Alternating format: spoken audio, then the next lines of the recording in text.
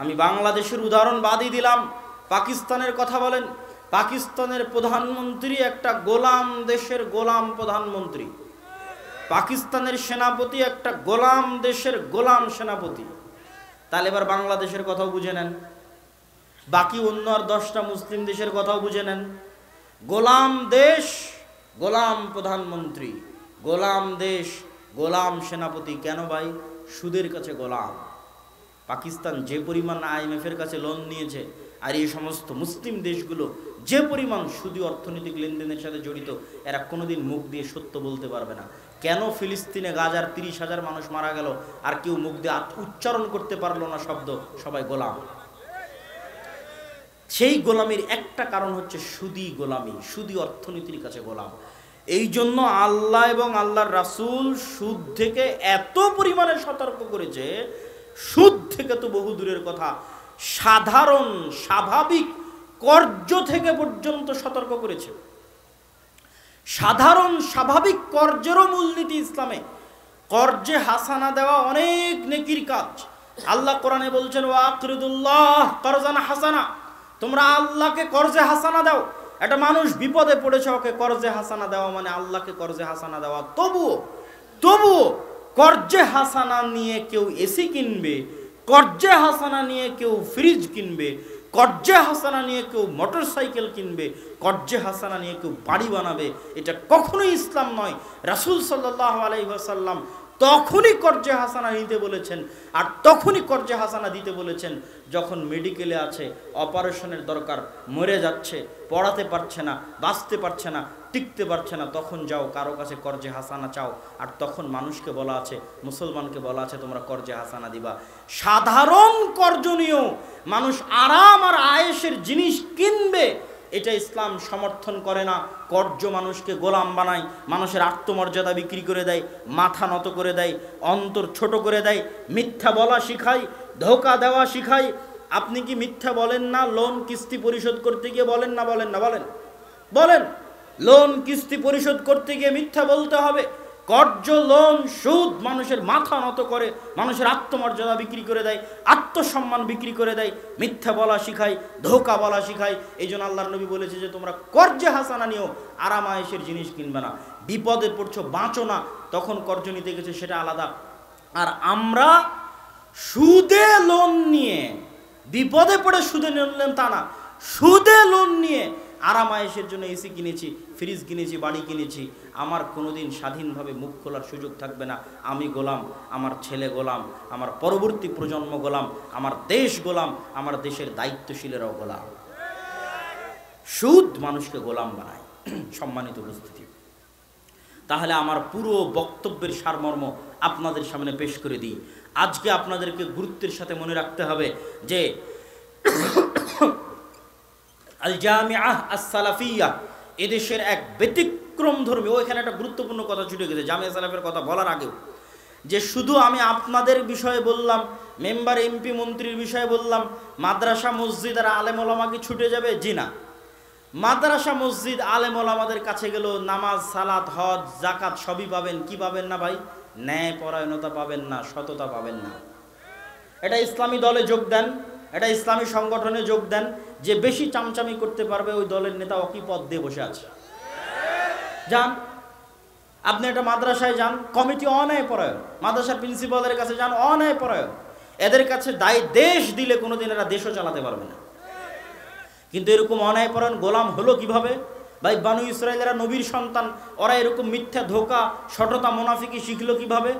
ওই যে ইউসুফ আলাইহিস সালাম মরার পরে 300 বছর ফেরাউন এদেরকে জবাই করেছে, হত্যা করেছে। তো যখন জবাই করেছে, হত্যা করেছে, গোলামি করতে করতে বাঁচার জন্য মিথ্যা বলা শিখেছে, বাঁচার জন্য ধোঁকা দেওয়া শিখেছে, বাঁচার জন্য মুনাফিকি করা শিখেছে। এই জন্য আল্লাহ মুসা আলাইহিস সালামকে গোলামদের সাথে বড় করেনি, মুসা আলাইহিস সালামকে নিয়ে গেছে ফেরাউনের বাড়িতে, স্বাধীন হয়ে বড় হও, আত্মমর্যাদা, আত্মসম্মান নিয়ে বড় হও। মুসা আলাইহিস সালাম আত্মমর্যাদা, আত্মসম্মান, স্বাধীন নিয়ে বড় হয়েছে। এই জন্য সৎ, আমানতদার, সত্য বলা জানে। আমরা 300 বছর ব্রিটিশদের গোলামি করেছি, তো গোলামি করতে করতে মিথ্যা বলা শিখেছি, মিথ্যা না বললে টাকা ইনকাম হয় না, মিথ্যা না বললে চাকরি হয় না। গোলামি করতে করতে মিথ্যা, ধোকা, মুনাফিকি শিখেছি। আফগানিস্তানের লোকেরা না ব্রিটিশদের গোলামি করেছে, না রাশিয়ার গোলামি করেছে, না আমেরিকার গোলামি করেছে, কোনো দেশেরই গোলামি যখন করেনি, মিথ্যা বলাও জানে না, ধোকা দেওয়াও জানে না। আপনি একটা আফগানের পাঠানকে ওয়াদা দেন যে কাল বিকেলে ওর বাড়িতে যাবেন, আর যদি বিকেলবেলা ওর বাড়িতে মজাক করে যদি বলেন আজ আগামীকাল বিকেলে আপনার বাড়িতে যাব, আর যদি না যান গুলি করে উড়িয়ে দিবে আপনাকে। কেন? ওরা কোনোদিন কারো গোলামি করেনি, ওরা কৌশল করে কথা বলাও জানে না। এটাই হচ্ছে ইসলাম, সততা, ন্যায়পরায়ণতা। ফিরে আসলেই বিজয় ফিরে আসবে। কিন্তু ব্রিটিশদের 300 বছরের গোলামি আমাদের শেষ করে দিয়েছে। আমি ইউরোপ সফর করে দেখেছি, ইতালিতে গিয়ে, ফ্রান্সে গিয়ে, স্পেনে গিয়ে, যে ওই সমস্ত দেশের মুসলমানদের উপর ইতালি, ফ্রান্স, ইউরোপিয়ান দেশের যে জুলম, আমাদের উপর ব্রিটিশদের জুলুমের চাইতে বেশি। এই জন্য ওই দেশের মুসলমানেরা আরো ধোকাবাজ, আরো মিথ্যুক, আরো চোর। ওরা এমনি এমনি চোর হয়নি ভাই। ফ্রান্স আর ইতালি মিলে এমন জুলুম করেছে, মিথ্যা বলতে বাধ্য করেছে, এমন জুলুম করেছে, দুর্নীতি করতে বাধ্য করেছে, এমন জুলুম করেছে, চুরি করতে বাধ্য করেছে। তো ওরা আমাদের চাইতে বেশি খারাপ হয়ে গেছে। আমরা মুসলমানেরা 300 বছরের গোলামিতে আমাদের রক্তের মধ্যে মিথ্যা, ধোকা, অন্যায়পরায়ণতা মিশে গেছে। অতএব আমরা যদি গোলামি থেকে বাঁচতে চাই, ন্যায়পরায়ণ হতে হবে, সৎ হতে হবে, আমানতদার হতে হবে, শিক্ষিত হতে হবে। তো ওই দিন আজ থেকে 5000 বছর আগে ফিরআউন বানু ইসরাইলের ছেলে সন্তানদের জবাই করত।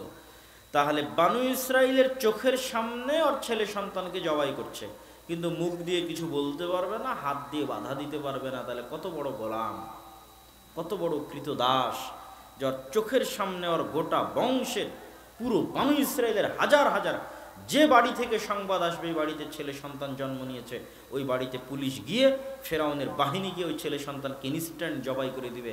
বাপ মা বাধাও দিতে পারবে না, কিছু করতেও পারবে না। একই গোলামের চিত্র। ওই 5000 বছর আগে বানু ইসরাইল ফেরাউনের যেই রকম গোলাম ছিল, আজ 5000 বছর আগে মুসলমানেরা আজকের যুগের ফেরাউনের ওই রকমই গোলাম। ওই 5000 বছর আগে যেমন বানু ইসরাইলদেরকে ফেরাউনের বাহিনী নিজে হাতে জবাই করত, হাজারে হাজারে, লক্ষে লক্ষে, কিন্তু বানু ইসরাইলের কিছু করার ক্ষমতা ছিল না। আজ 5000 বছর পরে আজকের যুগের ফেরাউনেরা আজকের যুগের মুসলমানদের সন্তানদের ওইভাবেই হত্যা করতেছে, হাজারে হাজার, লক্ষে লক্ষে, কিন্তু মুসলমানদের কিছু বলার ও করার ক্ষমতা নাই। তাহলে ওই গোলামি আর এই গোলামি সমান সমান। অতএব আমরা যদি আজকে যে অবস্থায় আছি, এই অবস্থা থেকে উত্তরণ পেতে চাই, তাহলে আপনাকে এবং আমাকে বুঝতে হবে বানু ইসরাইলদের সমস্যা কি ছিল, বানু ইসরাইলের সমস্যার সমাধান কি, আমাদের সমস্যা কি, আমাদের সমাধান কি। চলেন আগে বানু ইসরাইলের একটু অতীত ইতিহাস দেখে আসি। বানু ইসরাইলেরা হচ্ছে নবীদের সন্তান। কোন নবী? ইব্রাহিম আলাইহিস সালাতু ওয়াস সালামের 2 স্ত্রী সারা এবং হাজেরা। সারার সন্তান হচ্ছে ইসহাক, আর হাজেরার সন্তান হচ্ছে ইসমাইল। ইসহাকের সন্তান হচ্ছে ইয়াকুব, ইয়াকুবের সন্তান হচ্ছে ইউসুফ। ইউসুফ আলাইহিস সালাতু ওয়াস সালামের আব্বার নাম ইয়াকুব আলাইহিস সালাতু ওয়াস সালাম। ইয়াকুব আলাইহিস সালাতু ওয়াস সালামের পিতার নাম ইসহাক আলাইহিস সালাতু ওয়াস সালাম। ইসহাক আলাইহিস সালাতু ওয়াস সালামের পিতার নাম ইব্রাহিম আলাইহিস সালাতু ওয়াস সালাম। তাহলে ইউসুফ ইবনে ইয়াকুব ইবনে ইসহাক ইবনে ইব্রাহিম, পরপর 4 জন নবী। এই ইউসুফ আলাইহিস সালাতু ওয়াস সালামের 11 ভাই, তথা ইউসুফ আর তার 11 ভাই মিলে মোট 12 জন। এনারা 12 জনই ইয়াকুব আলাইহিস সালামের ছেলে। এই 12 ছেলেকে এবং তাদের পরবর্তী বংশধরকে বলা হয় বানু ইসরাইল। ইসরাইল হচ্ছে ইয়াকুব আলাইহিস সালামের আরেকটা সেকেন্ড নাম। ইয়াকুব আলাইহিস সালামের সেকেন্ড নাম হচ্ছে ইসরাইল। বানু মানে সন্তান, বংশ। এই বংশটা বসবাস করত ফিলিস্তিনে।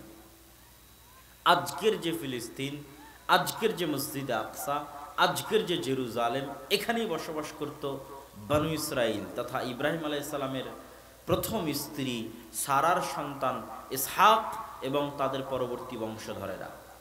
তারা এই জেরুজালেমে আসলো কিভাবে? ইব্রাহিম আলাইহিস সালাতু ওয়াস সালামের বাপের বাড়ি ছিল ইরাক। ইরাকের বাগদাদ নগরীকে ওই সময়ে বলা হতো আরবিতে বাবেল। কোরআন মাজিদে এসেছে বিবাবেলা হারুত ওয়া মারুত। বাবেল নগরীতে হারুত ও মারুত নামক ফেরেশতা অবতীর্ণ হয়েছিল। ওই বাবেল নগরীকে ইংরেজিতে বলা হতো ব্যাবিলন, আজও বলা হয় ব্যাবিলন। ওটি বাগদাদ থেকে অনতি দূরে। ওখানে বাপের বাড়ি ইব্রাহিম আলাইহিসসালামের। বাপ যখন ইব্রাহিম আলাইহিসসালামকে বাড়ি থেকে বের করে দিয়েছে, তখন ইব্রাহিম আলাইহিসসালাম ইরাক থেকে বের হয়ে ফিলিস্তিনে আশ্রয় নিয়েছেন।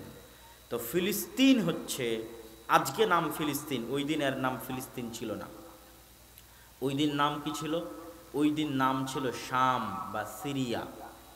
মাত্র 1945-46, 25-50 বছরে অনেক নতুন দেশের জন্ম হয়েছে, যার কোনো নাম ইতিহাসের পাতায় ছিল না। সেটা আপনি আরব আমিরাত বলেন, কাতার বলেন, সেটা আপনি ফিলিস্তিন বলেন, জর্ডান বলেন, ইসরায়েল বলেন, এগুলো সব ব্রিটিশদের যখন তারা এই ঔপনিবেশিক শাসনামলে এই অঞ্চল শাসন করত, তাদের কারিশমা। মূলত এই অঞ্চলের ইসরায়েল, এই অঞ্চলের জর্ডান, এই অঞ্চলের ফিলিস্তিন, এই অঞ্চলের লেবানন এবং এই অঞ্চলের বর্তমান সিরিয়া, এই 5টা দেশ মিলে বলা হয় আরবিতে শাম। তো ইব্রাহিম আলাইহিসসালাতু ওয়াসসালাম ইরাক থেকে বাবেল বাগদাদ থেকে হিজরত করে এসেছেন এই শাম বা সিরিয়ার জেরুজালেমে, বাপ যখন তাড়িয়ে দিয়েছে। আর এই একই জায়গায় হিজরত করে বা আল্লাহ বাঁচিয়ে পাঠিয়ে দিয়েছেন লূত আলাইহিসসালামকে। লূত আলাইহিসসালামের যখন শহর উল্টিয়ে দিলেন, তখন লূত আলাইহিসসালাম মুমিনদের নিয়ে এই জেরুজালেমে আশ্রয় নিলেন। এই জন্য শামকে বলা হয় দারুল হিজরা লি ইব্রাহিম। আমার নবী মক্কা থেকে মদিনায় হিজরত করেছে, আর আমার নবীর বাবা ইব্রাহিম ইরাক থেকে ফিলিস্তিনে হিজরত করেছে। এই জন্য আল্লাহর নবী কি বলে গেছেন? আল্লাহুম্মা বারিক লানা ফি শামিনা, আল্লাহুম্মা বারিক লানা ফি ইয়ামানিনা। হে আল্লাহ, আমাদের সিরিয়াতে বরকত দিন, আমাদের শামে বরকত দিন। কেননা শাম তার বাবা ইব্রাহিমের হিজরতের জায়গা। জেরুজালেমে হিজরত করে এসেছিলেন তার বাবা ইব্রাহিম ইরাক থেকে।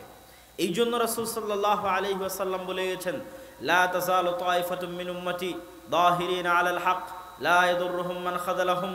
আমার উম্মতের একদল মানুষ কিয়ামত পর্যন্ত হকের উপর থাকবে। তোমরা যদি খুঁজে পেতে চাও এই একদল মানুষকে, তাহলে তাদেরকে তোমরা আমার বাবার হিজরতের জায়গা শাম এবং তার পার্শ্ববর্তী অঞ্চলে পাবে চিরদিন। যে একদল মানুষ হকের উপর থাকবে, তাদের কোনো না কোনো দলকে তোমরা সব সময় শাম, জেরুজালেম, ফিলিস্তিন তাদের পার্শ্ববর্তী অঞ্চলে খুঁজে পাবে। কেননা ওইটা রাসূল সাল্লাল্লাহু আলাইহি ওয়াসাল্লামের বাবার হিজরতের জায়গা, ইব্রাহিমের হিজরতের জায়গা। তাহলে ইব্রাহিমের ছেলে ইসহাক, ইসহাকের ছেলে ইয়াকুব, ইয়াকুবের ছেলে ইউসুফ। মজার কথা হচ্ছে, আমরা যে ইব্রাহিম নবীর দাবিদার, ইহুদি এবং খ্রিস্টানেরাও ওই ইব্রাহিম আলাইহিসসালাতু ওয়াসসালামের দাবিদার, শুধু উচ্চারণের পার্থক্য। ইহুদি খ্রিস্টানরা ইব্রাহিম আলাইহিস সালামকে নাম দিয়েছে আব্রাহাম, ইহুদি খ্রিস্টানেরা ইসহাককে নাম দিয়েছে আইজ্যাক, ইয়াকুবকে নাম দিয়েছে জ্যাকব, দাউদকে নাম দিয়েছে ডেভিড, ইউসুফকে নাম দিয়েছে জোসেফ। আইজ্যাক নিউটন মানে ইসহাক নিউটন, জোসেফ স্ট্যালিন মানে ইউসুফ স্ট্যালিন, আব্রাহাম লিঙ্কন মানে ইব্রাহিম লিঙ্কন। এই নামগুলো উচ্চারণ করে তাদেরকেই বোঝানো হয় যাদেরকে আমরা নবী বলছি, তাদেরকেই। কেননা তারাও মিল্লাতে ইব্রাহিমের দাবিদার। এই জিনিসটা আমাদের বুঝতে হবে। পৃথিবীতে 3টা ধর্ম মিল্লাতে ইব্রাহিমের দাবিদার, ইহুদিরাও, খ্রিস্টানেরাও, আমরাও। কিন্তু আল্লাহ কোরআনে আমাদের জন্য বলে দিয়েছেন আর তাদের জন্য বলে দিয়েছেন, মা কানা ইব্রাহিম ইয়াহুদিয়ান ওয়ালা নাসরানিয়ান। এই ইহুদি খ্রিস্টানেরা, তোমাদের ক্লিয়ার করে দিচ্ছি, পরিষ্কার করে দিচ্ছি, তোমরা তো খুব দাবি করো যে তোমরা ইব্রাহিমের অনুসারী। তো ইব্রাহিম ইহুদিও ছিল না, খ্রিস্টানও ছিল না। ইব্রাহিম ছিল আল্লাহর সামনে আত্মসমর্পণকারী মুসলিম। অতএব তোমরা যদি সত্যিকার ইব্রাহিমের অনুসারী হও, তাহলে মুসলিম হও। সম্মানিত উপস্থিতি, তো ইউসুফ আলাইহিস সালাম পর্যন্তই পুরো বংশ জেরুজালেমে। ইউসুফ আলাইহিস সালাতু ওয়াস সালাম, আপনারা খুব প্রসিদ্ধ ঘটনা জানেন, ভাইদের ষড়যন্ত্রে কুয়াতে নিক্ষিপ্ত হয়ে, কুয়া থেকে ব্যবসায়ীদের মাধ্যমে উদ্ধার হয়ে ব্যবসায়ীরা মিশরের বাজারে বিক্রি করলো। আজকে যেমন গাজা থেকে মিশরে যাওয়ার রাস্তা সহজ, আর দুনিয়ার কোথাও গাজাবাসী যেতে পারবে না, গাজা থেকে একমাত্র মিশরে যেতে পারবে। ঠিক সেই কালেও জেরুজালেম ফিলিস্তিন থেকে মিশরে যাওয়া সহজ। 5000 বছর থেকে ফিলিস্তিনের সাথে মিশরের যোগাযোগ। তো ইউসুফ আলাইসাল্লামকে ফিলিস্তিনের কুয়া থেকে নিয়ে মিশরের বাজারে বিক্রি করে দিল। মিশরের বাজারে এক বাদশার বাড়িতে বিক্রি হয়ে সেখানে তার বাড়িতে কাজ করে মিথ্যা অপবাদ মাথায় নিয়ে জেলে গেলেন। 7 বছর জেল খাটলেন। 7 বছর জেল খাটার পর বয়স যখন 30-35, তখন জেল থেকে বের হয়ে মন্ত্রী হলেন। জেল থেকে বের হয়ে যখন অর্থমন্ত্রী হলেন, তখন এবার নিজ মায়ের পেটের ভাই বিনিয়ামিনের মাধ্যমে বাকি 10 ভাইয়ের সাথে পরিচিত হয়ে বাবাকে ডেকে পাঠালেন। নিজের জামা ছিঁড়ে দিয়েছিলেন ভাইদের হাতে, যে বাবার চোখে লাগালে বাবার চক্ষু ফিরে পাবে, বাবাকে সহ তোমরা সবাই মিশরে চলে আসো। তখন বাবা ইয়াকুব আলাইহিসসালাতু ওয়াসসালাম তার 11 সন্তান এবং তাদের পরবর্তী বংশধর বিশাল 70 জনের পরিবার নিয়ে ফিলিস্তিন থেকে মিশর গেলেন ইউসুফ আলাইহিসসালামের কাছে। এবার বানু ইসরাইল মিশরে চলে আসলো। মূলত বানু ইসরাইলদের মিশরে থাকার কথা নয়, এদের থাকার কথা ফিলিস্তিন, জেরুজালেমে। মিশরে চলে আসলো। ইউসুফ আলাইহিসসালামের মৃত্যুর পর ক্ষমতার পালা বদল হলে আগের সরকারের সাথে যার জোট ছিল, বানু ইসরাইলের জোট ছিল, তো ফেরাউন ক্ষমতা নেওয়ার পর আগের সরকারের জোট সঙ্গী বানু ইসরাইলের উপর অত্যাচার শুরু করলো এই মর্মে যে সকল ধর্মগুরু ফেরাউনকে বলেছিল যে তোমার ক্ষমতা ধ্বংস হয়ে যাবে এই বানু ইসরাইলেরা যদি টিকে থাকে। এই অত্যাচার, এই নির্মম নির্যাতন চলল 300 বছর। ইউসুফ আলাইহিস সালাতু ওয়াস সালাম মারা গেলেন। ইউসুফ আলাইহিস সালাতু ওয়াস সালামের মারা যাওয়ার পর 300 বছর যাবৎ চলল ফেরাউনের জুলুম। 300 বছর পর নতুন একজন নবী আসলেন বানু ইসরাইলের মধ্যে, তার নাম মুসা। মুসা আলাইহিস সালাতু ওয়াস সালাম বানু ইসরাইলের মধ্যে মিশরে আসলেন। মুসা আলাইহিস সালামের ঘটনা আমাদের প্রয়োজন নাই, আমাদের টার্গেট জাস্ট বানু ইসরাইলদের উত্থান থেকে পতন দেখা, মুসলমানদের উত্থান থেকে পতন দেখার জন্য। মুসা আলাইহিস সালাতু ওয়াস সালাম বানু ইসরাইলদের নিয়ে ফেরাউনের কাছে যা হলো হলো। দীর্ঘদিন পর উনি বানু ইসরাইলদের নিয়ে এবার ফেরত যাচ্ছেন বা পালিয়ে যাচ্ছেন, যেটাই বলেন। কোথায় ফেরত যাচ্ছেন? ওনার বাপ দাদার আদি ভিটা জেরুজালেম ফিলিস্তিনে। কেন? মুসার 300 বছর আগে ইউসুফ এবং তার বাবা ইয়াকুব জেরুজালেম থেকে মিশরে এসেছিলেন। এই জন্য ইসরাইলি রিওয়ায়েতে লেখা আছে, সত্য মিথ্যা জানি না, ইসরাইলি রিওয়ায়েতে আছে, সত্য মিথ্যা আল্লাহ ভালো জানে, যে ইউসুফ আলাইহিস সালাম মারা যাওয়ার সময় ওসিয়ত করেছিলেন যে তোমরা আমার লাশ মমি করে রাখবে, কোনোদিন যদি তোমাদের জেরুজালেমে ফেরত যাওয়ার সুযোগ হয় আমার লাশ নিয়ে গিয়ে জেরুজালেমে দাফন করবে। তো ইসরাইলি রিওয়ায়েতে আছে যে 300 বছর পর মুসা আলাইহিস সালাম যখন বানু ইসরাইলদের নিয়ে ফেরত যাচ্ছেন ওই ফিলিস্তিনে, ওই জেরুজালেমে, তখন তারা ইউসুফ আলাইহিস সালামের লাশটাও সাথে নিয়েছিলেন। বাকি আল্লাহ সুবহানাহু ওয়া তাআলা ভালো জানেন। তো সামনে যখন সমুদ্র পড়ল, আল্লাহ 12টা রাস্তা তৈরি করে দিলেন। 12টা কেন? ইয়াকুব আলাইহিস সালামের 12 সন্তান, ইউসুফ আলাইহিস সালাম আর তার 11 ভাই, তাদের বংশের মর্যাদার জন্য 12টা রাস্তা তৈরি হয়ে গেল। ফেরাউন ডুবে মরে গেল।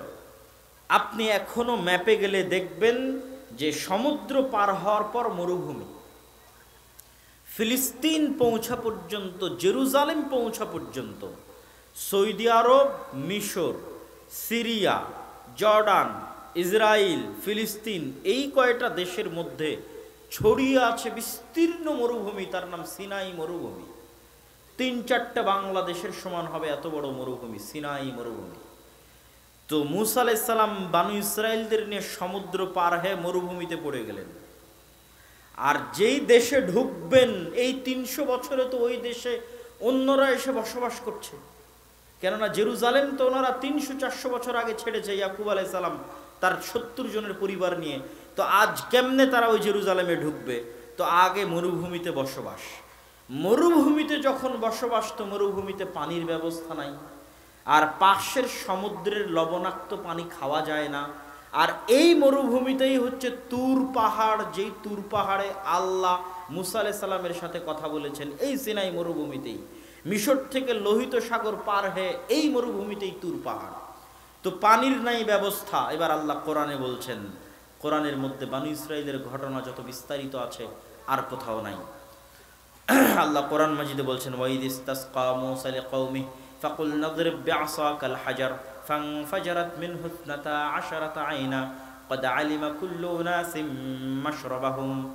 যখন মুসার কওম বানু ইসরাইল মুসাকে বলল, এ মুসা, কোথায় নিয়ে আসলে?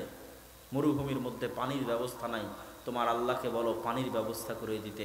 আমি মুসাকে বললাম, তোমার হাতের লাঠি দিয়ে পাথরে আঘাত করো। মুসা লাঠি দিয়ে পাথরে আঘাত করলো, পাথর থেকে 12টা ঝর্ণা বের হলো। বলেন আল্লাহু আকবার। 12টা কেন? আল্লাহ কোরআনে বলছেন 12টা। 12টা কেন? ওই যে ইয়াকুব আলাইহিস সালাতু ওয়াস সালামের 12 সন্তানের সম্মানে 12টা ঝর্ণা। তো মরুভূমিতে খাবারের ব্যবস্থা নাই, রাস্তা পার সমুদ্র পার হওয়ার সময় যা খাবার নিয়ে আসছিল শেষ হয়ে গেছে, খাবার কোত্থেকে আসবে? আল্লাহ বললেন, ঠিক আছে, টেনশন নাই, আমি জান্নাত থেকে খাবার পাঠাচ্ছি, মান্না এবং সালোয়া। মুফাসসিরিনে কেরাম লিখছেন, মান্না সালোয়া কি? পৃথিবীর সবচেয়ে দামি মাশরুম, যার কেজি প্রতি মূল্য বর্তমান বাজার দর অনুযায়ী 5 লক্ষ টাকা কেজি। 1 কেজি মাশরুমের দাম, পৃথিবীর সবচেয়ে দামি এবং উন্নত মাশরুম। আর কোয়েল পাখিও জাতি, এক প্রকার পাখি যারা আকাশ থেকে উড়ে আসতো, জান্নাত থেকে উড়ে আসতো, গাছে বসতো, সকালবেলা ধরে জবাই করে ওই মাশরুমের সাথে মুফাসসিরিন একরাম লিখছেন গাছে ঝুলন্ত আকারে থাকতো, অথবা তাদের বাড়ির চালে বরফের বৃষ্টির মতো মাশরুম পড়ে থাকতো। এই মান্না এবং সালোয়া আল্লাহ তাদের খাবারের ব্যবস্থা করে দিলেন। এই যে তাদের উপর আল্লাহ পর পর কতগুলো দয়া করলেন। এক, আল্লাহ তাদেরকে ফেরাউনের কবল থেকে বাঁচিয়ে দিলেন, ফেরাউনকে ডুবিয়ে দিলেন। সমুদ্রের মধ্যে রাস্তা তৈরি করে দিলেন, তাদের জন্য মরুভূমিতে পানির ব্যবস্থা করে দিলেন, মরুভূমিতে জান্নাত থেকে খাবারের ব্যবস্থা করে দিলেন। এবার এই বানু ইসরাইলের পাল্টা উত্তর ব্যবহার দেখেন আল্লাহর সাথে। আল্লাহ করলেন এগুলো, এবার বানু ইসরাইলের ব্যবহার আল্লাহর সাথে, যা আল্লাহ নিজে কোরআনে বলছেন। কি ব্যবহার? ওয়াইদ ওয়া'আদনা মুসা 40 লাইলা, মুসা আলাইহিস সালাতু ওয়াস সালামকে আল্লাহ ডেকে পাঠালেন তার ইবাদতের জন্য তুর পাহাড়ে 40 রাত, 40 দিন। মুসা আলাইহিস সালাম যেই 40 দিন তুর পাহাড়ে আল্লাহর ইবাদত করেছেন, ওই 40 দিনের শেষ 10 দিন যুলহজ মাসের প্রথম 10 দিন। যুলহজ মাসের প্রথম 10 দিনে কি হয়? আরাফার সিয়াম, হজ, কুরবানি। ওই যুলহজের প্রথম 10 দিন মুসা আলাইহিস সালামের তুর পাহাড়ে কাটানো 40 দিনের শেষ 10 দিন। এই 40 দিনের মধ্যেই বানু ইসরাইলেরা বাছুরের পূজা করা শুরু করলো। বলেন নাউজুবিল্লাহ। আল্লাহ কোরআনে বলছেন, ফাত্তাখাযতুমুল ইজল, তোমরা বাছুরের পূজা করা শুরু করেছো, অনেক বড় অপরাধ, শিরক। 2, তারা কি করলো? মুসা আলাইহিস সালাতু ওয়াস সালাম যখন দূর পাহাড় থেকে তাওরাত নিয়ে এসে বানু ইসরাইলকে বললেন, এই যে তাওরাত আল্লাহর কিতাব, মানো। তখন বানু ইসরাইল বলল, লান নুমিনা হাত্তা নারাল্লাহ জাহরাতান, এই কিতাব ততক্ষণ পর্যন্ত মানব না যতক্ষণ না আমরা নিজে চোখে তোমার আল্লাহকে না দেখছি। বলে নাউজুবিল্লাহ। এর চেয়ে বড় তোমরা আল্লাহকে আর কি দেখবে, যে তোমাদের ছেলে সন্তানদের যে জবাই করত, ওই ফেরাউনকে আল্লাহ তোমাদের চোখের সামনে সমুদ্রে ডুবিয়ে দিয়েছে। এর চেয়ে তোমরা আল্লাহকে চোখের সামনে আর কি দেখবে, যে তোমাদের জন্য আল্লাহ পাথর থেকে ঝর্ণা বের করে দিয়েছে, তোমাদের জন্য আল্লাহ জান্নাত থেকে দৈনিক খাবার পাঠাচ্ছে। তারপরে বলো, মুসা তোমার তাওরাতে ঈমান আনবো না যতক্ষণ না আল্লাহকে না দেখবো। আর কি করলো? তারা বলল, লান নাসবিরা আলা তুআমিন ওয়াহিদ ফাদউ লানা রাব্বাক ইউমবিত লানা মিম্মা তুখরিজুল আরদ মিন বাকলিহা ওয়া কিসাইহা ওয়া ফুমিহা ওয়া আদাসিহা ওয়া বাসলিহা। মুসা, এই প্রত্যেক দিনের এক খাবার মান্নার সালোয়া আমাদের ভালো লাগে না। বলে নাউজুবিল্লাহ। মুসা, তোমার আল্লাহকে বলো, তুমি যদি সত্য নবী হও, তোমার আল্লাহ যদি সত্য নবী হয়, তাহলে মরুভূমির মধ্যে থেকেই শশা বের করে দিক, গাজর বের করে দিক, পেঁয়াজ বের করে দিক, রসুন বের করে দিক, ডাল বের করে দিক, মরুভূমির মধ্যে থেকে। কোরআনের মধ্যে আল্লাহ সুবহানাহু ওয়া তাআলা বর্ণনা করছেন। তখন আল্লাহ সুবহানাহু ওয়া তাআলা তাদেরকে আদেশ দিলেন, ঠিক আছে, যখন তোমাদের চাল ডাল পেঁয়াজ রসুনের দরকার, এই মরুভূমি পার হলে যেই ভূমি তোমাদের বাপদাদাদের ভূমি, আল আরদুল মুকাদ্দাসাহ আল্লাতী কাতাবাল্লাহু লাকুম, যেই পবিত্র ভূমি আল্লাহ তোমাদের জন্য লিখে রেখেছেন, ওই যে পবিত্র ভূমি দেখা যায়, যুদ্ধ করে বিজয় করো। ওই পবিত্র ভূমিতে এখন আমালেকা গোত্র বসবাস করছে, এখান থেকে যুদ্ধ করে গিয়ে বিজয় করো। যখন যুদ্ধের আদেশ হলো, তখন বানু ইসরাইল উত্তরে বলছে, ইযহাব আনতা ওয়া রাব্বুকা ফাকাতিলা, মুসা তুমি আর তোমার আল্লাহ গিয়ে যুদ্ধ করো, আমরা এখানে বসে থাকলাম, যুদ্ধ যেই দিন শেষ হবে সেই দিন আমাদের ডাকিও। বলেন নাউজুবিল্লাহ। কি ব্যবহার এই কওমের! এদের ব্যবহার দেখে মুসা আলাইহিস সালাম হতাশ হয়ে গেলেন। বলেন আল্লাহ, আমি আমার আর আমার ভাইয়ের দায়িত্ব ছাড়া এদের দায়িত্ব নিতে পারবো না। তখন আল্লাহ তাদের উপর আযাব নাজিল করলেন 40 বছরের। ইয়াতিহুনা ফিল আরদি 40 সানা, যে সিনাই মরুভূমির মধ্যে তোমরা 40 বছর পাগলের মতো ঘুরতে থাকবে। এই ঘুরতে ঘুরতেই মুসা আলাইহিস সালাম মারা গেলেন। নতুন নবী হলেন ইউশা বিন নুন। ইউশা বিন নুন 40 বছর পর বানু ইসরাইলকে বলছে, যা ভুল হওয়ার হয়েছে চলো তওবা ইস্তেগফার করে যুদ্ধ করি। ঠিক আছে, তওবা ইস্তেগফার করে যুদ্ধ করতে গেল। আমালেকা গোত্রের বিরুদ্ধে যুদ্ধ করে জেরুজালেম দখল করবে। যুদ্ধ করতে করতে শুক্রবারের দিন বিকেলবেলা, শুক্রবার দোয়া কবুল হয় দুইটার সময়, এক যখন থেকে নিয়ে আজান থেকে নিয়ে কামতের মধ্যবর্তী, আর এক আসরের সময়। সূর্য ডুবে গেলেই শনিবার, শনিবার ইহুদি ধর্ম অনুযায়ী যুদ্ধ। ফলত ইউশা বিন নুন আল্লাহর কাছে দোয়া করলেন, আল্লাহ আজকে যদি আপনি সূর্যকে থামিয়ে দেন তাহলে আমরা যুদ্ধ সম্পূর্ণ করে জেরুজালেম বিজয় করতে পারবো। আল্লাহ আজকের জন্য আপনি সূর্য থামিয়ে দেন, না হলে সূর্য ডুবে গেলে যুদ্ধ বন্ধ হয়ে যাবে, আবার রবিবারের আগে যুদ্ধ শুরু করতে পারবো না, সেই রবিবারে জেরুজালেম বিজয় করতে পারবো কিনা জানি না। রাসূল সাল্লাল্লাহু আলাইহি ওয়াসাল্লাম বলছেন, সহিহ হাদিস এবং বুখারীতেও এসেছে যে পৃথিবীতে মাত্র একজনের জন্য আল্লাহ সূর্য থামিয়ে দিয়েছিলেন, সেটা ইউশা বিন নুনের জেরুজালেম বিজয় করতে দেওয়ার জন্য। কোন কোন মুহাদ্দিসের কথা অনুযায়ী কয়েক ঘন্টা, কোন কোন মুহাদ্দিসের কথা অনুযায়ী কয়েক দিন সূর্য যেখানে ওখানে স্থির দাঁড়িয়েছিল। বলেন আল্লাহু আকবার। জেরুজালেম বিজয় হয়ে গেল। এতগুলো অপরাধ করার পর এই বানু ইসরাইলকে আল্লাহ জেরুজালেম বিজয় করতে দিলেন, কিন্তু ওদেরকে ছোট্ট একটা আদেশ দিলেন। আল্লাহ কোরআনে বলছেন যে ঠিক আছে, এত অপরাধ করার পর যখন জেরুজালেমে ঢুকছো একটা কাজ করবা, মাথাটা রাখবা নত, আর মুখে আল্লাহর জিকির থাকবে এইভাবে যে হিত্তাতুন। হিব্রু হিত্তাতুনের আরবি হচ্ছে আস্তাগফিরুল্লাহ।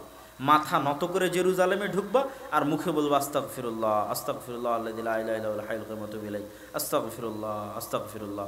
যেহেতু আগে অনেক অপরাধ করেছো, আস্তাগফিরুল্লাহ বলবা আর শহরে প্রবেশ করবা।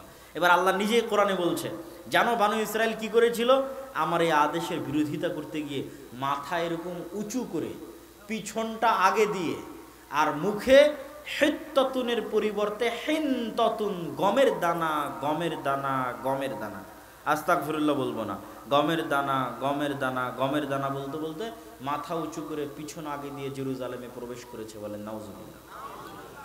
এই বানু ইসরাইলের আর একটা ঘটনা বলে এই পর্ব শেষ, তাহলে আপনি বুঝবেন আমাদের সাথে ওদের মিল কি। দাউদ আলাইহিস সালাতু ওয়াস সালামের যুগে তিনি জাবুর তেলাওয়াত করতেন, সেই যুগের কোরআন জাবুর। তো মাছেরা তার তেলাওয়াত শোনার জন্য নদীর ধারে জমা হয়ে যেত শনিবারের দিন। আল্লাহ বললেন শনিবারের দিন তোমরা মাছ ধরবে না, কেননা এই মাছগুলো আমার বাণী, আমার কোরআন, আমার জাবুর শোনার জন্য আসে। বানু ইসরায়েলরা কি করলো? শনিবারের দিন যে মাছগুলো তেলাওয়াত শুনতে এসেছে ওগুলোকে বেড়া দিয়ে বানা দিয়ে ঘিরে রেখে দিল, ধরলো না, যে মাছগুলো আটকা থেকে গেল। শনিবার পার হয়ে যখন রবিবার হলো তখন ওই মাছগুলোই যেগুলো জাবুর শুনতে এসেছিল, কোরআন শুনতে এসেছিল, ওই মাছগুলোকে যে আটকে রেখেছিল এরা বেড়া দিয়ে বানা দিয়ে, রবিবারের দিন ওই মাছগুলোকে ধরে নিল। বলেন নাউজুবিল্লাহ। আল্লাহর আদেশের সাথে কত বড় মুনাফিকি, কত বড় ধোঁকাবাজি। আল্লাহ বললেন ঠিক আছে, এদের একদলকে আমি বানর বানিয়ে দিলাম। এখানেই বিজ্ঞানীরা ভুল করেছে। বিজ্ঞানীরা দেখেছে যে মানুষের ডিএনএর সাথে বানরের ডিএনএ সবচেয়ে বেশি মিলে। তার মানে মনে হয় মানুষ আগে বানর ছিল, আস্তে আস্তে মানুষ হয়েছে। কিন্তু ইসলাম বলছে সম্পূর্ণ উল্টাটা। ইসলাম কি বলছে? যে বানরের ডিএনএর সাথে মানুষের ডিএনএ মিলে মানে আল্লাহ যদি কোনোদিন কোনো মানুষকে দ্বিতীয় কোনো প্রাণীতে পরিণত করতে চায় তো মানুষকে আল্লাহ মুরগি বানাবে না, গরু বানাবে না, মহিষ বানাবে না, কেন ওগুলোর সাথে মানুষের ডিএনএ মিলে না। মানুষকে যদি আল্লাহ মনে করে এক রাতে দ্বিতীয় কোনো প্রাণীতে পরিণত করবে, তাহলে শরীরের মধ্যে সামান্য পরিবর্তন করে দিলেই সকালবেলা মানুষ উঠে দেখবে সে বানর হয়ে গেছে। বলেন নাউজুবিল্লাহ। এটা অস্বাভাবিক কিছু নয়। বানু ইসরায়েলের মধ্যে আল্লাহ ঘটিয়েছেন, আমাদের মধ্যেও ঘটাতে পারেন এবং ঘটাবেন। এটা হাদিসে এসেছে, বানু ইসরায়েলের সাথে যা হয়েছে এই উম্মতের সাথেও তাই হয়। এবার আসেন আলোচনার সারমর্ম। তাহলে এই গেল নবীর সন্তানদের অবস্থা। কোথায় ছিল ইব্রাহিম আলাইহিস সালাম, কোথায় ইসহাক, কোথায় ইয়াকুব, আর কোথায় ইউসুফ? আর কোথায় 300 বছর পর তাদেরই সন্তানেরা বলছে আল্লাহকে না দেখলে আল্লাহকে মানবো না, বলছে তুমি আর তোমার আল্লাহ গিয়ে যুদ্ধ করো, বাছুরের পূজা করছে। আল্লাহ যখন শহরে ঢুকতে বলছে জিকির পাল্টিয়ে দিচ্ছে, যখন মাছ ধরতে নিষেধ করছে ধোকাবাজি দিয়ে মাছ ধরছে। তাদেরই সন্তান, ব্লাডলি কানেক্টেড, রক্ত সম্পর্কিত সন্তান।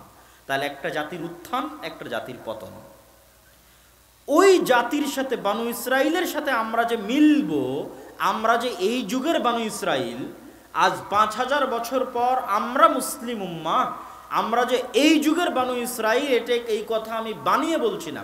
স্বয়ং রাসূল সাল্লাল্লাহু আলাইহি ওয়াসাল্লাম হাদিসে বলেছেন, লাতাসলুকান্না আও লাতারকাবুন্না, আমার উম্মত অচিরেই অবশ্যই প্রত্যেক ওই রাস্তায় চলবে যেই রাস্তায় বানু ইসরাইল চলেছে, প্রত্যেক ওই গর্তে প্রবেশ করবে যেই গর্তে বানু ইসরাইল প্রবেশ করেছে। এমনকি এক পাটের জুতা আর এক পাটের জুতার সাথে যেভাবে মিলে যায় ওইভাবে মিলে যাবে, এক বিঘত আর এক বিঘতের সাথে যেভাবে মিলে যায় কোনো পার্থক্য নাই। আমার উম্মত বানু ইসরাইলের সাথে ওইভাবে মিলে যাবে, এক পাটের জুতা আর এক পাটের জুতার মধ্যে যেমন কোনো পার্থক্য নাই। বানু ইসরাইল যা হয়ে গেছিল আমার উম্মত তাই হয়ে যাবে। এমনকি বলতে বলতে রাসূল সাল্লাল্লাহু আলাইহি সাল্লাম বলছেন, বানু ইসরাইলের কোনো ব্যক্তি যদি তার মায়ের সাথে জেনায় লিপ্ত হয়ে থাকে, আমার উম্মতেরও কোনো না কোনো ব্যক্তি তার মায়ের সাথে জেনায় লিপ্ত হবে। বলেন নাউজুবিল্লাহ। তো আমরা যে এই যুগের বানু ইসরাইল, এ কথা আমি বানিয়ে বলছি না ভাই, রাসূল সাল্লাল্লাহু আলাইহি ওয়াসাল্লাম বলে গেছে আমরা বানু ইসরাইল হব। কিন্তু আমি এটা অনুভব করেছি, বের করেছি এইভাবে। কিভাবে? এত লম্বা কথা কেন কোরআনে বানু ইসরাইলের?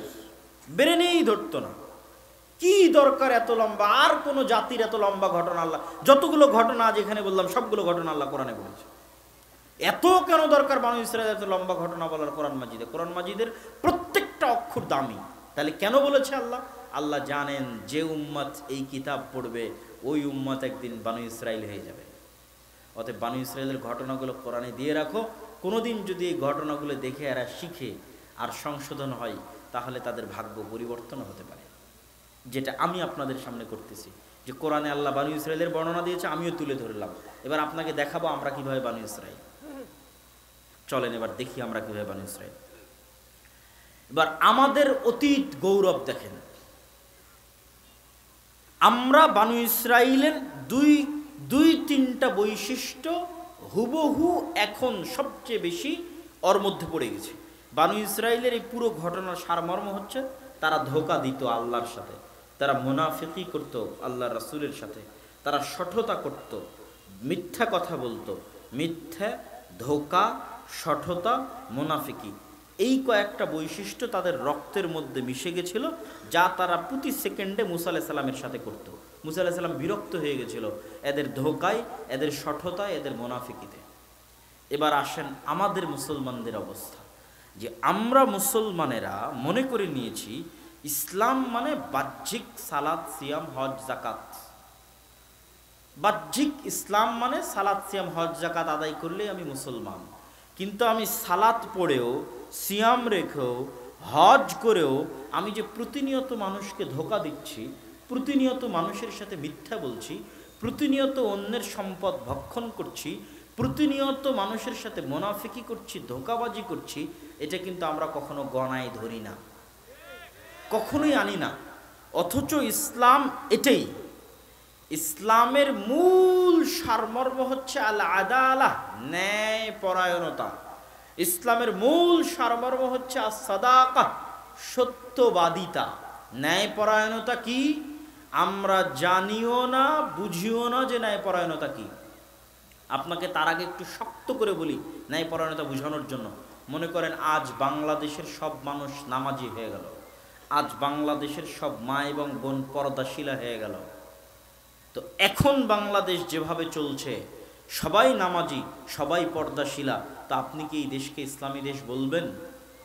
অনেকেই বলবে যে হ্যাঁ, এটা তো ইসলামী দেশ, এখানে 5 ওয়াক্ত নামাজ হয়, সবাই পর্দা করে। আমি বলবো জি না, আপনি বুঝেনি যে ইসলাম কাকে বলে এবং ইসলাম কি, ইসলামী রাষ্ট্র মানে কি, আর ইসলাম মানে কি। এই দেশ তখনই ইসলামী দেশ হতে পারবে, পৃথিবীর যে কোনো মুসলিম দেশ তখনই ইসলামী রাষ্ট্র হতে পারবে, যখন তার প্রত্যেক নাগরিকের সাথে ন্যায় পরায়ণতা করতে পারবে। একজন নাগরিকও কোনো কারণে কারো দ্বারা চুল পরিমাণ অত্যাচারিত হবে না, নির্যাতিত হবে না, ধোকায় পড়বে না, তখন হচ্ছে ওটা ইসলামী দেশ। ইসলাম মানে বাহ্যিক সালাত, বাহ্যিক সিয়াম, বাহ্যিক হজ নয়।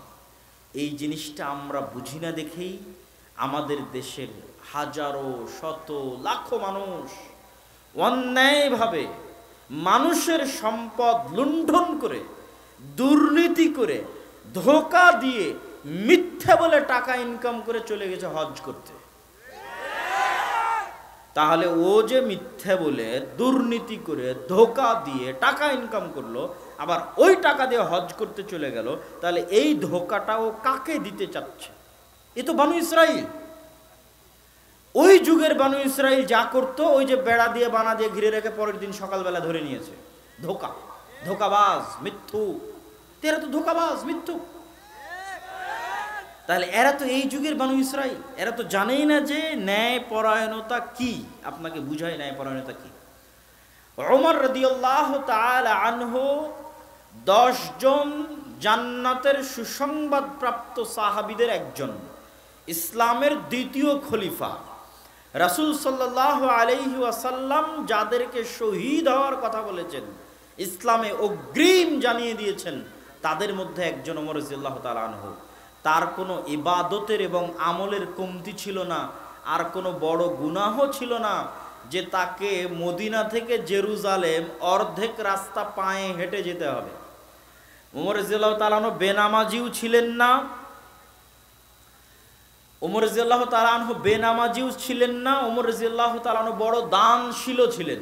ওমর রাদিয়াল্লাহু তাআলা আনহু দানের ঘটনা আপনারা জানেন, যে তাবুকের যুদ্ধে তার পুরো অর্ধেক সম্পত্তি নিয়ে তিনি উপস্থিত হয়েছিলেন রাসূল সাল্লাল্লাহু আলাইহি ওয়াসাল্লামের দরবারে।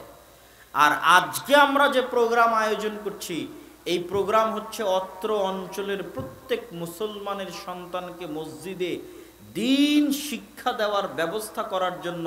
কোরআন শিখবে মক্তবে, দিন শিখবে মক্তবে, সালাত, সিয়াম এবং মৌলিক আদব কায়দা শিখবে মক্তবে। বর্তমান ধ্বংসাত্মক শিক্ষা সিলেবাসে স্কুলে যাওয়ার আগেই। অতএব এই উন্নত মানের কাজে আপনাদেরকেও ওমর রাদিয়াল্লাহু তাআলা আনহুর মতো অর্থনৈতিক সহযোগিতা নিয়ে গিয়ে আসা উচিত। আমার বক্তব্য চলতে থাকবে, বক্তব্য সামনের দিকে আগাতে থাকবে। যদি আপনাদের ধৈর্যচ্যুতি না ঘটে, যদি আপনারা শান্তি মতো বসে থাকেন, তাহলে আমি একটু সময় নিয়ে আলোচনা করতে চাই। কোনো সমস্যা? তাড়াহুড়া করে আলোচনা শেষ না করে একটু সময় নিয়ে আপনাদেরকে এই বিষয়টা বুঝিয়ে যেতে চাই।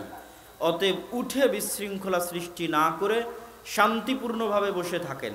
আর এর মধ্যেই যারা দায়িত্বশীল আছে তারা আপনাদের মধ্যে যাচ্ছে, তাদের জন্য আপনারা, আপনাদের সন্তানেরা কোরআন শিখবে, এই লক্ষ্যে তাদের হাতে ফি সাবিলিল্লাহ, আল্লাহর সন্তুষ্টির জন্য 5 টাকা, 10 টাকা, কেউ যদি মনে করেন যে বাকি থাকলেন পকেটে টাকা রেখে, তাহলে এটাকে মনে করতে হবে অশুভ লক্ষণ আপনার জন্য, যে আপনি নিজে হতভাগা, দুর্ভাগা, যে এত বড় মজলিসে উপস্থিত থেকেও আপনার অন্তর এতটুকু নরম হলো না যে আপনি আপনার সন্তানেরা কোরআন শিখবে মসজিদের মক্তবে, তার জন্য আপনি কিছু সহযোগিতা করবেন।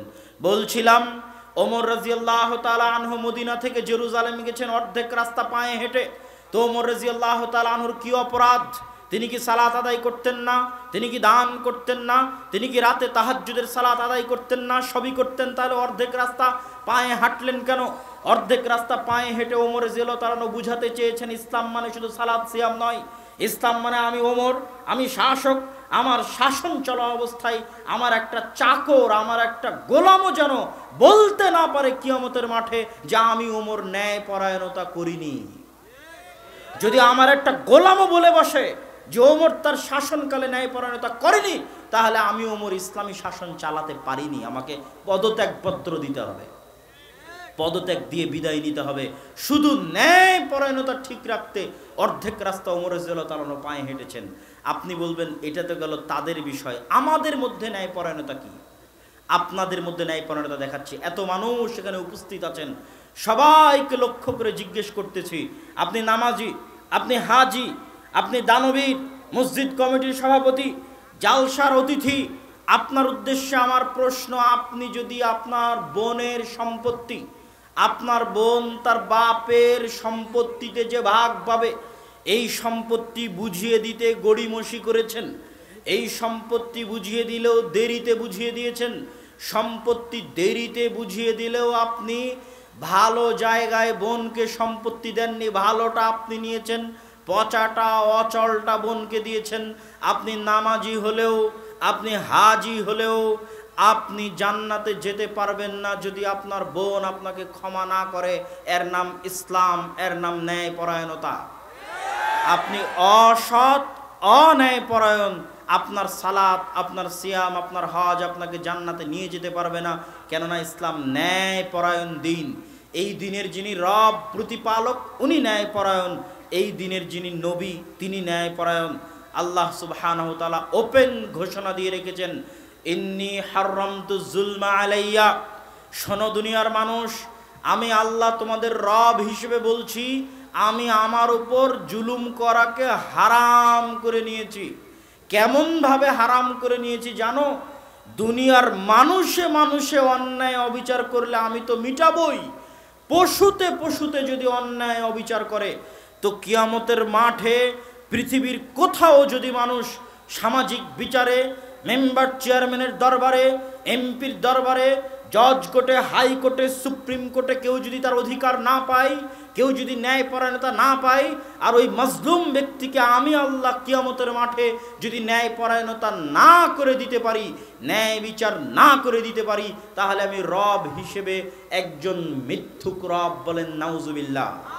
অতএব আমার সবচেয়ে বড় জরুরি জিম্মেদারি, আমার প্রত্যেক দাস দাসী এবং বান্দাকে, আমার প্রত্যেক সৃষ্টি জীবকে, প্রত্যেক পশু, প্রত্যেক পাখিকে তাদের ন্যূনতম অধিকার কিয়ামতের মাঠে বুঝিয়ে দেওয়া।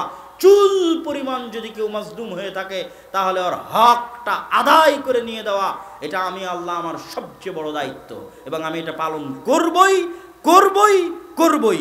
এখন কেউ যদি বিশাল নামাজ নিয়ে উপস্থিত হয় যে আমি তাহাজ্জুদ গুজার, কেউ 10টা হজ 50টা উমরা নিয়ে উপস্থিত হয়েছে, হাজি উমরাকারী, কিন্তু আল্লাহ তো ন্যায় বিচারক।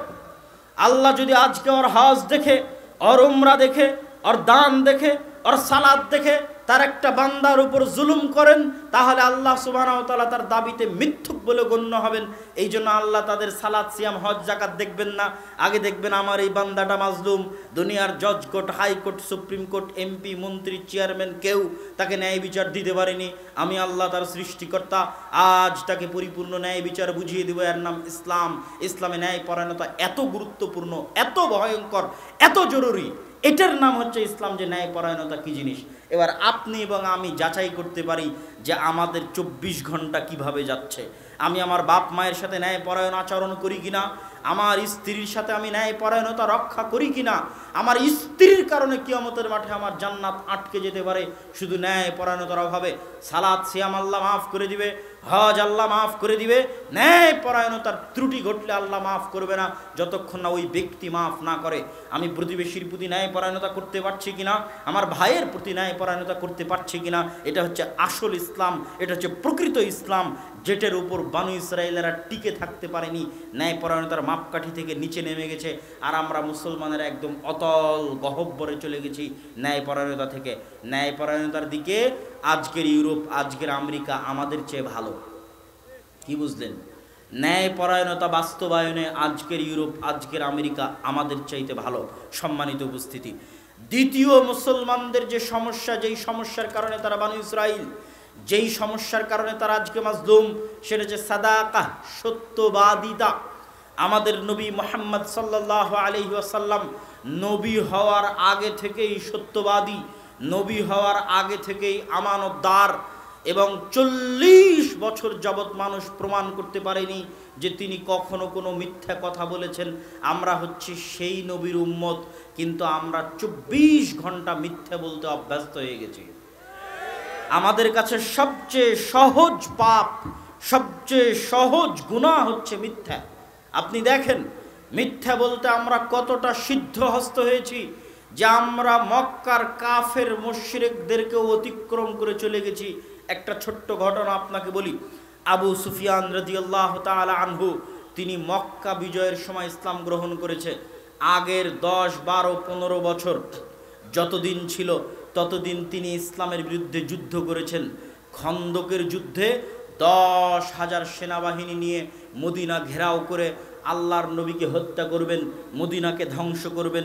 এই আবু সুফিয়ান তার কাফের অবস্থায়, তার মুশরিক অবস্থায় জেরুজালেমের মাটিতে রোমান সম্রাট হিরাক্লিয়াসের দরবারে আবু সুফিয়ানকে রোমান সম্রাট হিরাক্লিয়াস জিজ্ঞেস করছে, আবু সুফিয়ান বলো, মক্কার কোরাইশদের তোমাদের নবী মুহাম্মদ সাল্লাল্লাহু আলাইহি সাল্লাম বিষয়ে আমাকে সংবাদ দাও। 5 থেকে 7টা প্রশ্ন করেছে হিরাক্লিয়াস আবু সুফিয়ানকে। আবু সুফিয়ান তার কাফের মুশরিক অবস্থায় তার চিরশত্রু মুহাম্মদ সাল্লাল্লাহু আলাইহি সাল্লামকে সম্পর্কে প্রশ্নের উত্তর দিচ্ছে।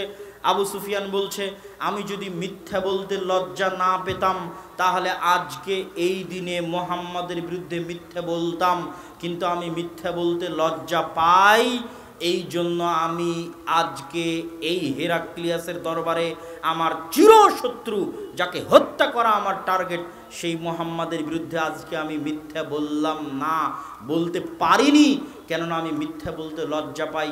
আবু সুফিয়ান কাফের মুশরিক অবস্থায় মিথ্যা বলতে লজ্জা পাই। আর আমাদের একজনকে আপনি খুঁজে দেন যে মিথ্যা না বলে ইনকাম করছে, যে মিথ্যা না বলে রুজি ইনকাম করছে, একজন মুসলমান খুঁজে দেন।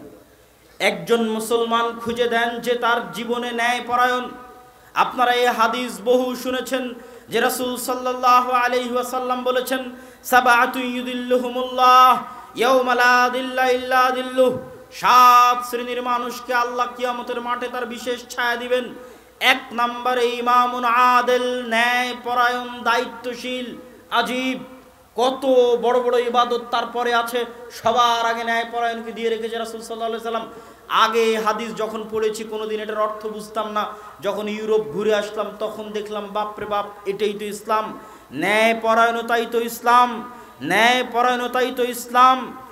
একজন ওসি প্রমাণ করুক, একজন এসপি প্রমাণ করুক, একজন মন্ত্রী প্রমাণ করুক, একজন এমপি, একজন মেম্বার, একজন চেয়ারম্যান প্রমাণ করুক, সে হাজি, সে নামাজি, সে সিয়াম পালনকারী, সে ইফতারকারী, কিন্তু সে একজন ওসি হিসেবে শতভাগ ন্যায়পরায়ণ বলুক দাঁড়িয়ে যে আমি ওসি হিসেবে আজ শতভাগ ন্যায়পরায়ণ। এসপি দাঁড়িয়ে বলুক আমি আজ এসপি হিসেবে শতভাগ ন্যায়পরায়ণ, দাঁড়িয়ে বলুক।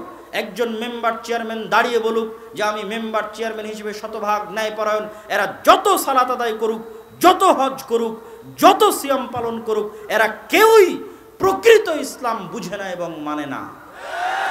প্রকৃত ইসলাম হচ্ছে ন্যায়পরায়ণতা, প্রকৃত ইসলাম হচ্ছে সততা, যা আমরাও মানুষকে বুঝাতে ব্যর্থ হয়েছি, মুসলমানেরাও বুঝতে ব্যর্থ হয়েছে। মুসলমানেরা যে বানু ইসরায়েলের মতো ধোঁকা দিচ্ছে, ওই ধোঁকাটা কি জানেন? সকাল সন্ধে সুদ খেয়ে, সকাল সন্ধে ঘুষ খেয়ে, সকাল সন্ধে মিথ্যা বলে, 24 ঘন্টা মিথ্যা বলে, অন্যায় করে, জুলুম করে যে ইনকাম করছি, এই ইনকাম দিয়ে আমি আবার সালাত আদায় করে দেখাচ্ছি আমি কত ভালো মানুষ। এটাই হচ্ছে ধোঁকা, নিজেকে ধোঁকা, আল্লাহকে ধোঁকা, মানুষকে ধোঁকা দেওয়া। আমি আবার অন্যায় করে, অন্যায়পরায়ণ, অসৎ, দায়িত্বশীল হয়ে আমি আবার হজ করে দেখাচ্ছি আমি কত বড় হাজি। এটাই ধোঁকা। এই ধোঁকা আল্লাহর সাথে, এই ধোঁকা মানুষের সাথে। ওই বানু ইসরাইল যেমন ধোঁকাবাজ মিথ্যুক ছিল, আজকের যুগের মুসলমান বানু ইসরাইলেরাও রক্তের মধ্যে ধোঁকা এবং মিথ্যা মিশে গেছে। কেন? মুসলমানেরা বুঝতেই পারেনি যে দিন ইসলাম কি। সম্মানিত উপস্থিতি, আমাদের যুগের মুসলমানদের এই অবস্থা দেখে আল্লামা ইকবাল তার এক কবিতার মধ্যে বলে গেছেন, উনিও ইউরোপ সফর করেছিলেন, ইউরোপ সফর করে দেখেছেন ওদের মধ্যে আর আজকের যুগের মুসলমানদের মধ্যে পার্থক্য কী। মুসলমানেরা ইসলাম আল্লাহর মনোনীত দিন, এদের এত অসহায় অবস্থা কেন, এরকম মাজলুম কেন, গোলাম কেন, দাস কেন? তখন তিনি লিখেছেন, সাবাক ফিরসে পড় সাদাকত কা, শুজাআত কা, আদালত কা, লিয়া জায়েগা তুঝসে কাম, দুনিয়া কি ইমামত কা। মুসলমানেরা তোমাদের মধ্যে সালাত আছে, সিয়াম আছে, হজ আছে, সব আছে, সামনে রমজান আসছে, সবাই সিয়াম পালন করবা, কিন্তু তোমাদের মধ্যে নাই কি? আজ থেকে একটু বলো যে মরা পর্যন্ত আর মিথ্যা বলবো না, সত্য বলাটা শেখো। আজ থেকে একটু বলো যে এরপর থেকে চুল পরিমাণ অন্যায় করব না, ন্যায়পরায়ণ থাকবো। স্ত্রীর প্রতি ন্যায়পরায়ণ, বাপ মায়ের প্রতি ন্যায়পরায়ণ, অধস্তন কর্মকর্তা কর্মচারীর প্রতি ন্যায়পরায়ণ, ঊর্ধ্বতন কর্মকর্তা কর্মচারীর প্রতি ন্যায়পরায়ণ, প্রতিবেশীর প্রতি ন্যায়পরায়ণ, বোনের প্রতি ন্যায়পরায়ণ। কে বোনের প্রতি ন্যায়পরায়ণ? বাপ মরার পরে যত দ্রুত ভাই জমি নিয়েছে, অত দ্রুত যেই মানের জমি নিয়েছে ওই মানের জমি পরিপূর্ণরূপে চুল পরিমাণ 19-20 না করে বোনকে যে জমি দিয়ে দিয়েছে ও ন্যায়পরায়ণ। ওর সালাত সিয়ামে যদি ত্রুটিও থাকে আল্লাহ তাকে ক্ষমা করে জান্নাতে দিয়ে দিবে ইনশাআল্লাহ। ও ন্যায়পরায়ণ, ও সৎ। এরকম যদি সব মুসলমান হয়ে যায় তো আল্লামা ইকবাল বলছে তোমরা যদি সব মুসলমান এরকম হয়ে যাও তাহলে আল্লাহ একদিন তোমাদেরকে দুনিয়ার নেতৃত্ব দিয়ে দিবেন। বলেন ইনশাআল্লাহ। সম্মানিত উপস্থিতি, এবার আসেন মুসলমানদের দ্বিতীয় সমস্যা, যেটার কারণে মুসলমানরা আজ গোলাম দাস। দ্বিতীয় সমস্যা হচ্ছে মুসলমানদের মধ্যে শিক্ষা নাই। এক নাম্বার সমস্যা বললাম কি, এরা বানু ইসরাইল হয়ে গেছে। সত্য বলে না, ধোকা দেয়, মিথ্যা বলে, হারাম খায়, অন্যায় অসৎ আচরণ করে। দেশের প্রধান থেকে নিয়ে দেশের নিম্ন লেভেল পর্যন্ত সব মানুষই প্রার্থীকে বলেছে আপনাকে ভোট দিব, আর টাকা নিয়ে নিয়েছে, ভোটও দিতে যায়নি, দিলে আবার অন্যজনকে দিয়েছে। মানে প্রত্যেক সেকেন্ডে মিথ্যা, প্রতি সেকেন্ডে। আমি হতবাক হই, কেমনে এত মিথ্যে বলে, কেমনে এত অসৎ অন্যায়পরায়ণ আচরণ করে আমরা দাবি করি যে আমরা মুসলমান। কেমনে আর কেমনে আমরা দাবি করি যে আল্লাহ আমাদেরকে গোলামি থেকে মুক্তি দিবেন না। আমাদের স্বভাব চরিত্র যতদিন এরকম থাকবে ততদিন আল্লাহ আমাদেরকে গোলামি থেকে মুক্তি দিবেন না। সম্মানিত উপস্থিতি, চলেন দ্বিতীয় কারণে মুসলমানেরা গোলাম, সেটি হচ্ছে শিক্ষা। আজ সমগ্র পৃথিবীতে যারা পৃথিবীর শাসক তারা শিক্ষা জ্ঞানে গুণে আমাদের চাইতে 500 বছর এগিয়ে আছে। আমেরিকা এবং ইউরোপ মুসলিম বিশ্বের চাইতে জ্ঞানে 500 বছর এগিয়ে আছে। আর আজকের যুগের যারা ইহুদি তারা চায় না যে মুসলমানের সন্তানেরা কিছু শিখুক, কিছু পড়ুক, কিছু মানুষ হোক। না, তারা চায় এই মুসলমানেরা আর এই খ্রিস্টানেরা মদ, জুয়া, নারী ইত্যাদি নিয়ে ব্যস্ত থাক। আর দেখবেন মুসলমানের সন্তানেরা তাই নিয়ে ব্যস্ত আছে।